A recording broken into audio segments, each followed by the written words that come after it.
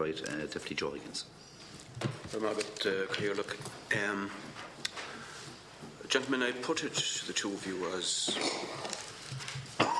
representatives of supposedly the ordinary citizens of this state suffering the disasters of austerity as a result of the greed and profiteering in the banking and property scenes, that to have, in the case of Mr. Spring, there for 4 years, Mr. Summers for 3 years, and that there is no formal structures whatsoever for calling you to account or for being accountable to the taxpayers whom you're supposedly representing. It's a farce, isn't it? Well, Deputy, as I was explaining earlier, I think at this stage everybody who's on these boards is effectively a public interest director, because they all have the same obligations as we have. And indeed, just to go back to what Deputy Humphrey said, you know, you might be interested in calling some of the other directors of the banks too, because they're no different to what we are in terms of the obligations that they have. I mean, I've appeared before very many Oireachtas committees over the years. Indeed, you know, you and I have discussed things over the years, particularly in the Public Accounts Committee. I don't have any issue about talking to people about what the situation is. Now, as regards being answerable for what I'm doing, I mean, under company law, you answer to the shareholders, you appear before the AGM, etc., which we've done. I'm quite happy to talk to anybody else who wants to discuss anything with me as regards the bank. Shouldn't there be a formal structure for reporting to at least a minister, as I say, not directly to the Dáil? Yeah, well, I mean, I've no problem with reporting to the minister. As I say, I did go in to see him. You know, different ministers have different ways of doing things. The minister actually has access to every piece of paper that we see. He has access to the board report, so he knows what we've said at the meetings, etc. So it's not as though anything has been done, you know, in secret. And just if I, Chairman, could add to that, just to assure Deputy Higgins that I too would have no difficulty if it's the wishes, perhaps a recommendation from this committee, that there should be a formal reporting structure. I personally think it's the more information that's in the public domain, the better for everybody. I think there are a lot of misconceptions around in relation to what banks are doing or not doing. So I would have absolutely no difficulty, but as Dr. Summers said, all the information is available to the department. We were appointed by the Minister for Finance, sadly no longer with us. The present Minister wishes us to retain us on the board. If there's a requirement, and perhaps one of you, I assume, Chairman, you'll be making a report after these, and if that's one of the recommendations, we'd strongly support it. Deputy Higgins. Mr. Spring, can I ask you, are you still a director of Alder Capital Limited? I am a chairman of Alder Capital. Now, Alder Capital is a currency speculator and has speculated heavily against the euro over a number of years and reportedly made massive profits as a result. The co-founder Brian McCarthy boasted, "We have capitalised on the weakness of the euro." Can I ask you if you do not accept that there is a fundamental conflict of interest in representing the Irish people as a public interest director in Allied Irish Banks, but then you have another hat as chairman of a company active in the financial market system, the casino economy, which seeks to profit at the expense of the Irish and the European people? Isn't there a fatal conflict of interest there? Absolutely no conflict whatever, Deputy. I do not engage in day-to-day trading with that company. As you would be aware, if you have the reports of that company, I assume you have some information on it, and that was made perfectly clear because this question was asked before. I have no conflict of interest whatever, because I have no involvement in trading which Alder Capital take place on a daily basis. Respect, Mr. Swing, I didn't suggest you were down on the floor manning the phones, but you are the chairman. Now, the remit, according to the Credit Institution Stabilisation Act of 2010, of the public interest directors, and the Act itself is to address the serious and continuing disruption to the economy and the financial system and the continuing serious threat to the stability of certain credit institutions in the state and the financial system generally. Now, the activities of Alder Capital and its like, vulture capitalists, is precisely the opposite to this. They thrive on instability and they profiteer massively on creating instability through speculating in the currency. I think, Deputy, you're putting 2 and 2 together and getting about 256 on this one. You're asking, I'm telling you that I do not perceive, and the central bank does not perceive, there is any conflict of interest in the roles that I undertake in Alder Capital and as a public interest director in Bank of Ireland. I think that the ordinary people that you represent, Mr. Spring, would see it very differently. I accept perhaps within the banking club it might be fine because we have a very incestuous relationships among all the tops of the elite, financial and economic in this country. I would say the ordinary taxpayer out there. I just want to assure you, I am not part of any banking elite or a banking club.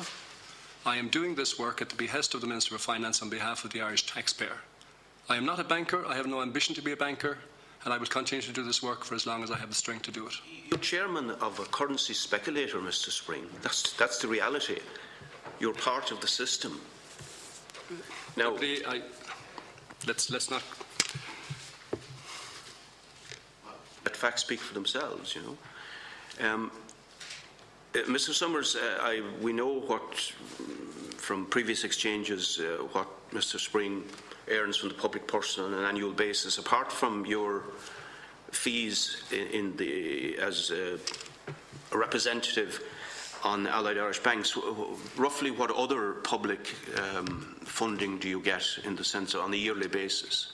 Well, I have my pension from my 49 years service to the state, which has been bandied around newspapers since the time I retired over 3 years ago, and which has been cut in line with everybody else's pension. I would put it to both of you, really, that considering not just your public emoluments, I'm not sure about but Mr. Spring, you must have quite a lucrative sideline in these private companies as well. Being recipients of hundreds of thousands of euro every year, how can you represent ordinary people? How can you feel the pain of the people who are at the mercy of Allied Irish Banks in regard to the mortgage crisis, for example, which I want to come on to in a minute? I mean, can you really represent those who are hurting? Well, I have 4 children, so I'm well aware of the difficulties that people have. And indeed, I wasn't always well paid. I mean, I came in as an executive officer into the civil service and I was paid a very modest sum. And, you know, I pulled myself up, as it were, and got skills that were marketable. And nobody has to hire me. Do you have any comment on that?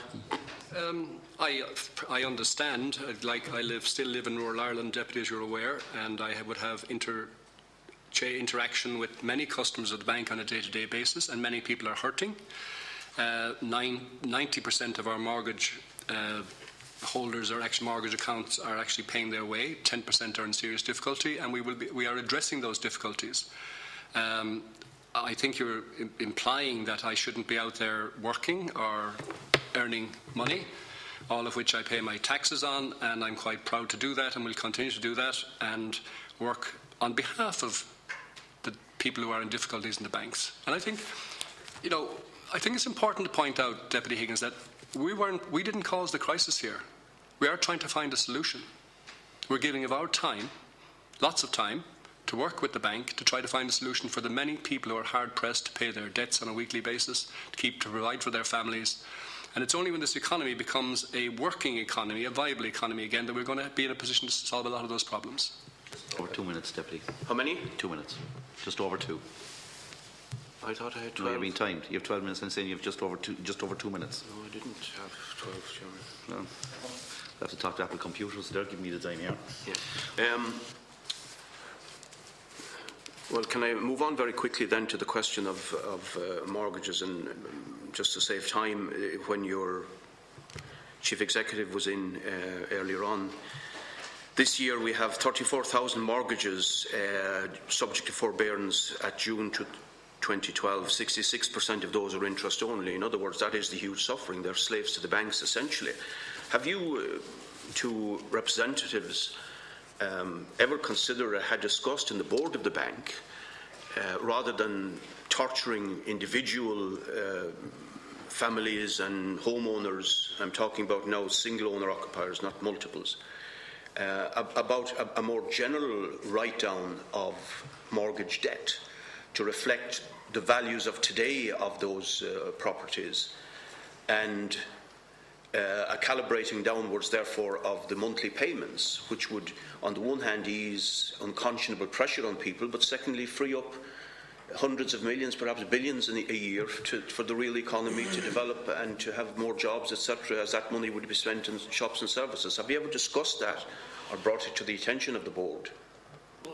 Deputy, first of all, I mean, I wouldn't tolerate torturing anybody. I'm not into that business, and I think the bank does treat people with respect, etc. And you know, if it was otherwise, I would be very concerned about it. A general write-down, I mean, money doesn't kind of come from nowhere. If we write down, you know, the liabilities that people have, that hits the investment of the state pension fund, which we've all paid into, and it hits the amount that's going to be available in due course to pay the pensions of people in this state.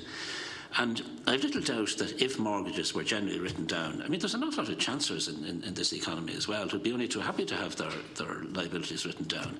Our aim is to deal with the genuine cases and to deal with them sympathetically and to leave them with a reasonable standard of living while trying to restructure their indebtedness. But let me assure you that we're absolutely sincere about this. I mean, we're not out to cause unnecessary pain or torture to anybody. Deputy. Well, just from Mr. Spring. I mean, I don't want to repeat what Dr. Summers has said, but I believe that the Chief Executive may have, Chairman, in his presentation to you, explained that the whole question of the broad forbearance that we have been applying to people in three different, with short-term forbearance strategy, switch to interest only, reduced payments, payment holiday, arrears capitalisation or deferred interest scheme. Do we have a long-term forbearance treatment strategy including term extension, interest rate reduction, split mortgages, interest rate only payments, reduced payments or a combination?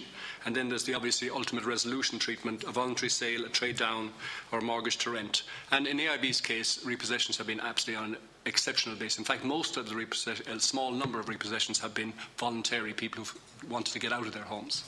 Thank you. Can I just put it to you, gentlemen, if you would take back, please, and consider and look imaginatively at this rather than within the parameters of the thinking in the banking circles, that as you well know, the domestic economy is in a dreadful situation with mass unemployment, etc., because money is being taken from people's pockets that is not going into the shops and the services.